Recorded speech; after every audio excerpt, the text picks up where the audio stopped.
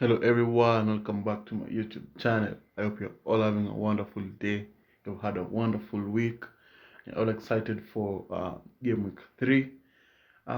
So today I'm going to be talking about my Game Week 2 team review, my Game Week 3 transfer thoughts, and also my Game Week 3 team selection. If you're new around here, make sure you subscribe, and also if you're enjoying the content, make sure you leave a like. It really helps out the channel. So I'm going to start off with the Game Week 2 team review, which managed to score 67 points, which is was really good for this game week. I was really happy with that, at least an improvement from Game Week 1. So now I think we can now start performing better and making transfers here and there. So in goal, we had Raya with 7 points, keeping a clean sheet against United. Um, Brentford absolutely destroyed Manchester United. They never looked like scoring a goal at all. So 7 points was well deserved from Raya there. Then you had Trent scoring 2 points. Really been a really disappointing start from the Liverpool players. Were expecting a little bit more at this time uh, because last season they hit the ground running. So it's really been disappointing. Then you had Rhys James with 7 points, getting a yellow card but still picking up the bonus points since he scored a goal, a very wonderful goal. It was nice to see him switch from centre back to right wing back, hence managed to score that goal. Then had Cancelo there with 11 points. Really good performance from him. Got a very lucky assist, but you still take those kind of assists. Then you have Robertson, the same as Trent. Liverpool have not been performing well, and hence the poor points they've been returning so far. Then you have Neto, 3 points. He missed a really good chance. It was an open goal. He should have just scored, tapped in, and that would have been enough to give us some attacking returns for the first time this season. But he managed not to do that, hence the 3 points. Then Saka was been really disappointing. You see from his average gameplay, he usually plays out in that sort of right wing back position. He's not attacking as the other side for Martinelli. So I think Saka is one to transfer out and look for other Arsenal options. Then you have Leon Bailey, 1 point coming off the bench. Really disappointing that he didn't start. He had a chance to get an assist, but Oli Watkins couldn't put it away to score the goal. So a really easy chance. We have Captain Salah there scoring only 4 points, which was really disappointing. Hoping that he could at least outscore Haaland because my captain was Salah. But at the end, Salah blanked, and Haaland owners managed to score better than the Salah. And then to the strikers, we had Kane scoring 8 points. A really late goal. I think the last kick of the game, scoring that header against Chelsea, which I was really happy about, scoring those 8 points and also picking up some bonus points. And then Gabriel Jesus scoring 2 goals, getting 2 assists. A really wonderful display from him. Arsenal are looking really strong this season, especially with a good striker up front. And I'm really excited to see what Jesus can continue to do in that position. So 19 points was really good. And then to the bench where Ward scored 1 point. Nico Williams kept a clean sheet against West Ham, so 7 points there. Andres Pereira, 3 points. They also kept a clean sheet, so he gets the 1 point for the clean sheet. And then Plange, I don't know even if he was on the bench, but he scored 0 points there. So this week I have 2 transfers, and I'm thinking of using both of them for Game Week 3. And this is the transfers I'm looking at. So first we have Saka to Martinelli. As I mentioned earlier, Saka has been playing a little bit defensively compared to Martinelli, who's always up front, who's always in around the box, at the edge of the box. He's just looking more electric than Saka at the moment. So I think with that, I'm going to go from Saka to Martinelli, and also to free up some funds to be able to boost other parts of the pitch. So I hope that Martinelli will be able to perform better than the things Saka has been doing. And of late, I think Martinelli has outperformed Saka, especially with that price. So that's one of the transfers I'm going to be doing this game week. So after doing the transfer from Saka to Martinelli, I'll be able to have funds to be able to do this transfer, which I want to upgrade Nico Williams to either to Cucurella, who looks like a very decent pick. Looks like he's going to be playing ahead of Chilwell at the moment, since Chilwell is not yet much fit.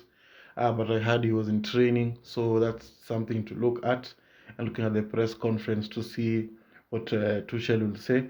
But for now, I think I'm going to be going from Nico Williams to Cucurella. He's going to be giving the attacking returns. He's on set pieces since Mount was taking them initially and is not producing the goods. So I think now Cucurella will be producing the goods. And as you saw against Tottenham, managed to find Koulibaly there, and he scored a very wonderful goal. So this is another transfer that I'm looking at the moment. Then you have some other defensive considerations, other players I'm looking at apart from Kukurea. So I'm not so sure of him 100%. So we also have Zinchenko in there from Arsenal. Arsenal have been looking very good defensively. I know they conceded 2 against Leicester, which was really lucky goals from Leicester. So against Bournemouth, Fulham, and Aston Villa, I think they'll be able to keep clean sheets. And Zinchenko is a very attacking left back, so I'm not expecting him to come out without assists. He's also on set pieces. Sometimes if Saka is not there, or if they're looking to do things quickly, so I think Zinchenko is a very decent pick. Then you have Walker there, who is also a very decent pick.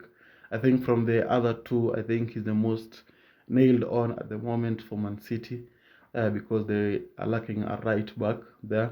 So I think Kyle Walker is a very decent option and a very decent shout. So I'm also looking at Zinchenko and Walker. So you can let me know down in the comments who you will go for, Zinchenko, Walker, or Correa, and I'll see what to do for game week 3. So now we can go to my team selection, how I'll be lining up for this game week. And so I'm going to start off with the defenders.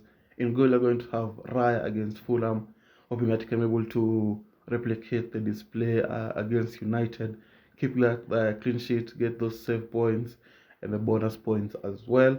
So Raya will be in goal for this game week. Then we have Cancelo against Newcastle. Newcastle are not a very easy fixture, so I'm hoping that they can be able to keep a clean sheet in that match, and Cancelo can be able to come out with attacking returns as well. Then you have Trent against United and also Robertson against United. United looked really bad against Brentford, so I'm expecting a Liverpool win, a very comfortable win from Liverpool. I'm not so sure that Manchester United can be able to keep up with the pressure that comes with playing against Liverpool. They're always pressing, so it's going to be a really interesting fixture, and I will see what happens. And then we have Reece James and Kokorea there against Leeds. Leeds have been looking really good in their opening 2 fixtures, but I think Chelsea will be a much better team against them. So I'm hoping for some attacking returns from Reece James and Kokorea there. And then now we can go to the midfield. You're going to be having Martinelli there against Bournemouth. Hope that Arsenal can be able to produce the goods. We saw against Man City, Bournemouth looked really defensive, kept their shape, but they still conceded 4 goals. So maybe they have learned a few tricks here and there. They can be able to prevent Arsenal from scoring. But we hope that this won't be the case this game week, because we want those attacking returns from the likes of Martinelli. So we hope that Martinelli can be able to perform. Then we're going to have Salah against United. I'm thinking of captaining him. So I think it will be a very decent captain. I know he has not performed really well, but United do not look very good defensively. And then we are going to have Pereira there against Brentford. I know Brentford really smashed United, but if you look, I think Fulham will be better off defensively than United was, so it's going to be a very hard fixture for them.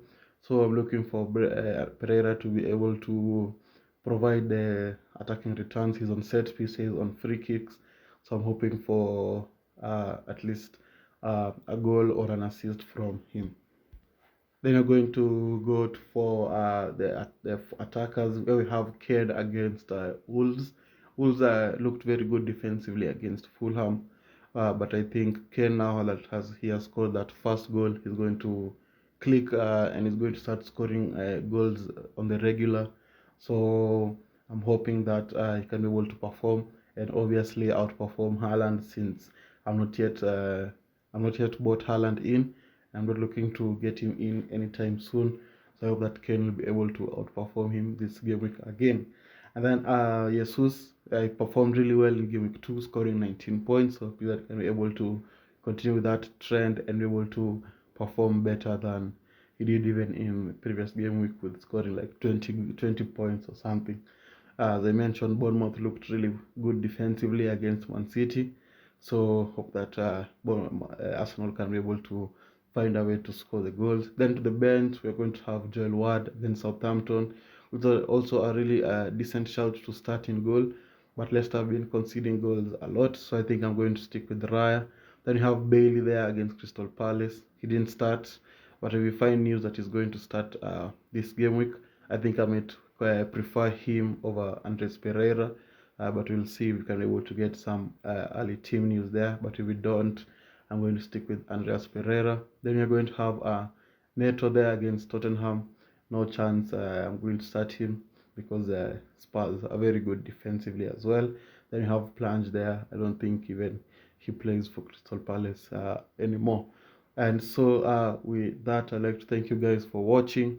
If you enjoyed the content, make sure you leave a like, and I'll see you all guys later. Bye bye.